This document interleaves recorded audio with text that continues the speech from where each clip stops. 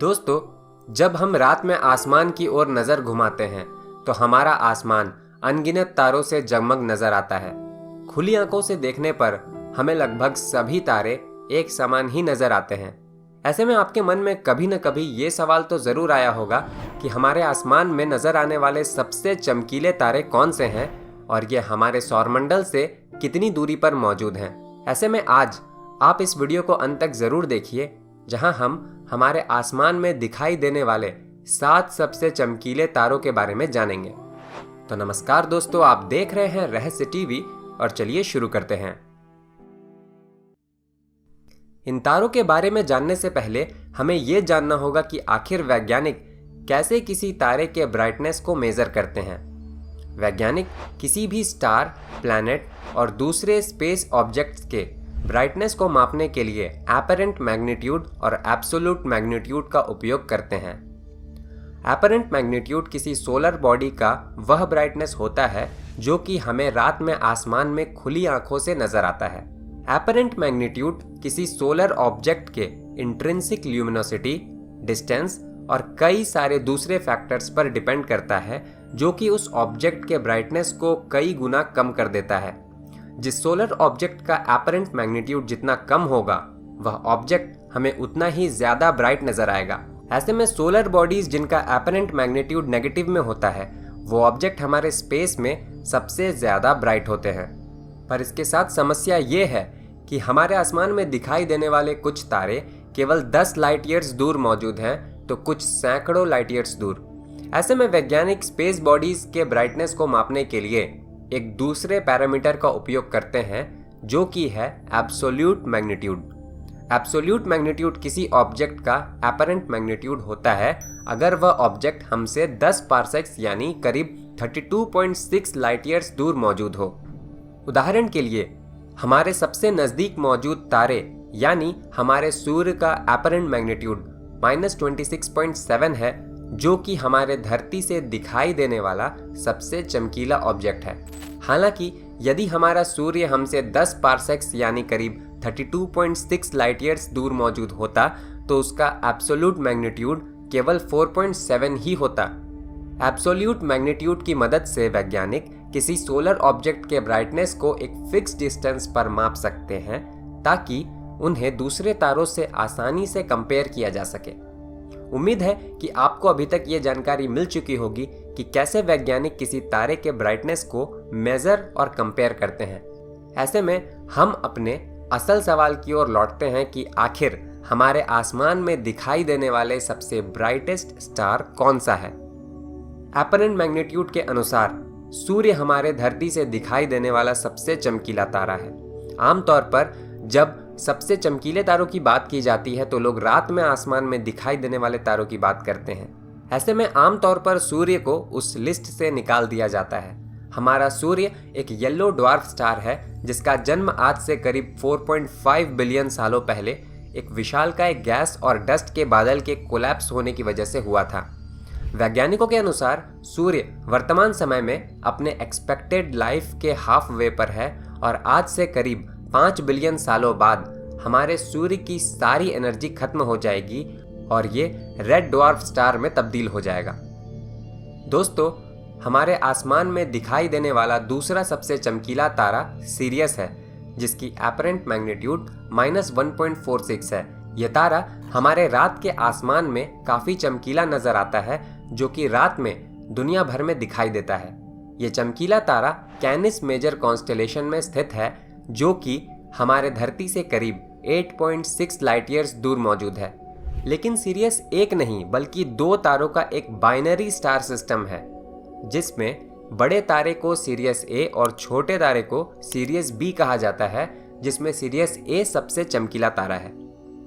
Serious ए इस constellation का एक अल्फा स्टार है, जिसकी ब्राइटनेस हमारे सूर्य से लगभग 25 गुना ज्यादा है और इसी वजह से रात के आसमान में ये सबसे ज्यादा चमकीला नजर आता है।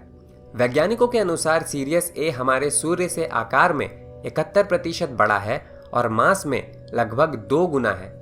वहीं सीरियस बी एक व्हाइट ड्वार्फ स्टार है, जिसका ईंधन खत्म हो चुका है और यह अपने लाइफ के अंतिम दौर में है।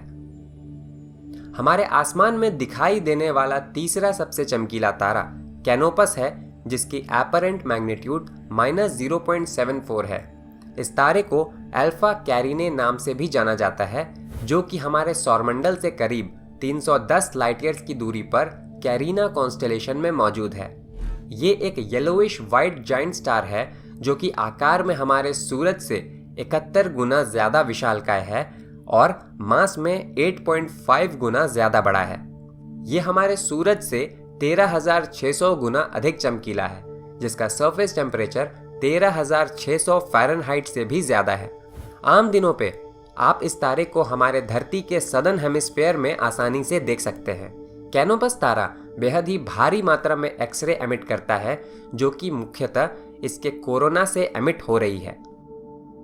हमारे आसमान में दिखाई देने वाला चौथा सबसे चमकीला तारा अल्फा सेंटोरी है, जो कि हमारे सौरमंडल से सबसे नज़दीक में मौजूद स्टार सिस्टम है।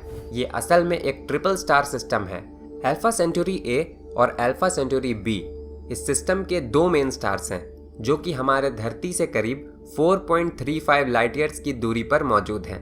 अल्फा सेंटोरी स्टार सिस्टम का कंबाइंड एपरेंट मैग्नीट्यूड -0.27 है। अल्फा सेंटोरी ए इस स्टार सिस्टम का मुख्य स्टार है, जिसका मास हमारे सूर्य के मास का 1.1 गुना और ब्राइटनेस करीब 1.5 गुना ज्यादा है। उसी प्रकार अल्फा सेंटोरी बी का मास हमारे सूर्य से 0.95 कम और ब्राइटनेस 0.45 कम है। वहीं इस स्टार सिस्टम का तीसरा तारा एक स्मॉल रेड ड्वार्फ स्टार है, जिसे अल्फा सेंटोरी सी या प्रॉक्सिमा सेंटोरी के नाम से भी जाना जाता है। यह हमारे सौरमंडल से सबसे करीब में मौजूद स्टार है, जो कि केवल 4.25 लाइट ईयर्स की दूरी पर मौजूद है। वैज्ञानिकों ने इस स्टार के ऑर्बिट में मौजूद 3 अर्थ साइज्ड एक्सोप्लैनेट्स की खोज की है, जहां हमारे धरती की तरह जीवन भी मौजूद हो सकता है। हमारे आसमान में दिखाई देने वाला पांचवा सबसे चमकीला तारा आर्क्टुरस है, जो कि बूटिस कॉन्स्टेलेशन में मौजूद है। इसका एपरेंट मैग्नीट्यूड -0.05 है, जो कि नॉर्दर्न हेमिस्फीयर के विंटर स्काई में सबसे अच्छी तरह नजर आता है। यह असल में एक ऑरेंज जाइंट स्टार है, जो कि हमारे सौरमंडल से करीब 37 लाइट ईयर्स की दूरी पर मौजूद है। इसका मास हमारे सूर्य जितना ही है, पर यह आकार में हमारे सूर्य से करीब 25 गुना ज्यादा विशालकाय है। यह तारा हमारे सूर्य से करीब 170 गुना ज्यादा चमकीला है। वैज्ञानिकों के अनुसार यह तारा हमारे सूर्य से भी पुराना है, जिसकी अनुमानित उम्र करीब 7.1 बिलियन ईयर्स के करीब है।